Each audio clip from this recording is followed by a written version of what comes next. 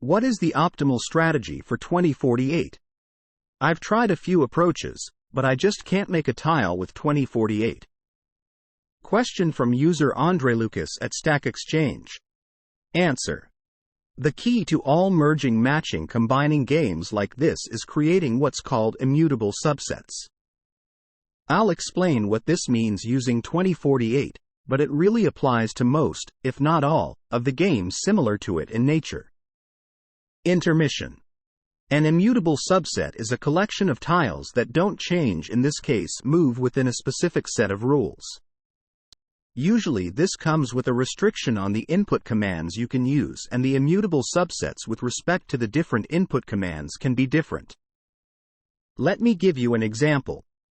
2, 2, 4, 8. 2, 2, 2.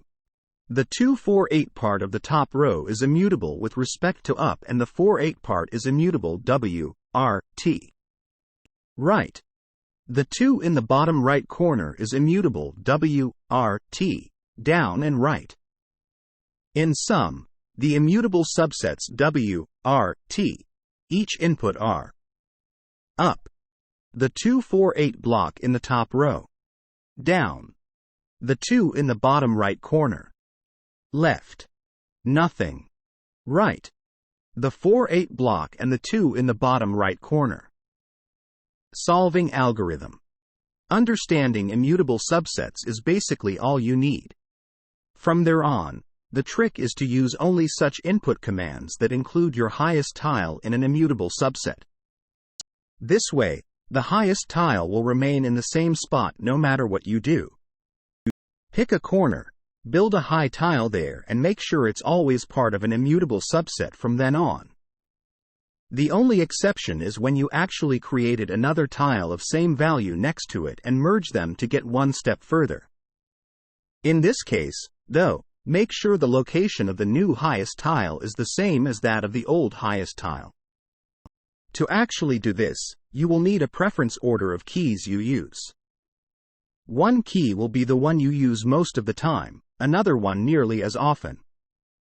Those are the keys that point towards the corner you picked earlier.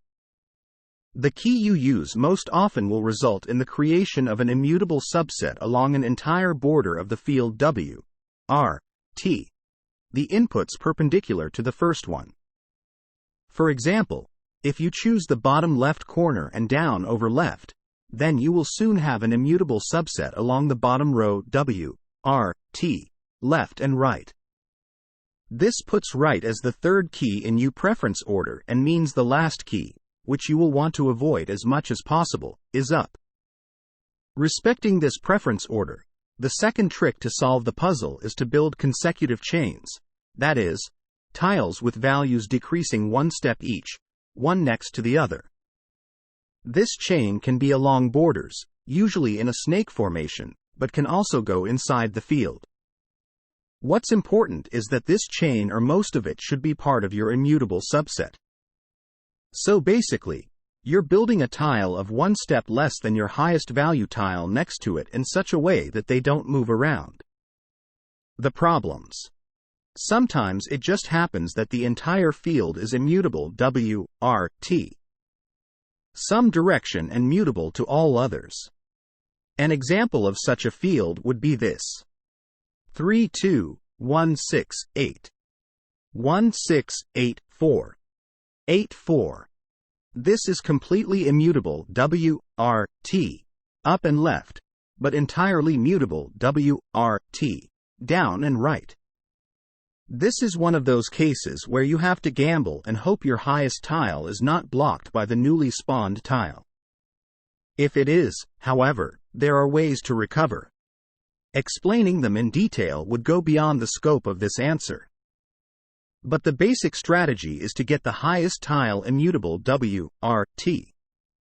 The direction opposite of the border it touches, so if it's at the left, make it immutable W, R, T, right. And have all tiles to either side of it mutable, then execute that command and in the next step, move it back into the now free corner. An example of this setup is this. 2, 3 2 1 6 8 1 6 8 4 8 4 2. This could be a lucky result from going left after a 2 appeared in the wrong place when going right in the previous example. Now, going down will result in the top row holding only the 32 and possibly a random spawn, so you can move the 32 back to either the top right or top left corner. Common mistakes. While purely subjective and based solely on personal experience, I'll give you some things to look out for which I feel are done wrong often, even if you try to apply the strategy described here. Avoiding those can be the key to reaching the next level. Merges in your immutable row column. You carefully built your immutable row with the highest and some other tiles so that its immutable W, R, T, left and right are accordingly with a column. So you know you are free to use both of those commands. Then a tile in said row becomes the same as another one.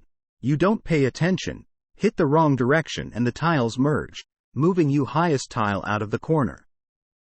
Make sure to go towards the corner if your row ever gets a double tile.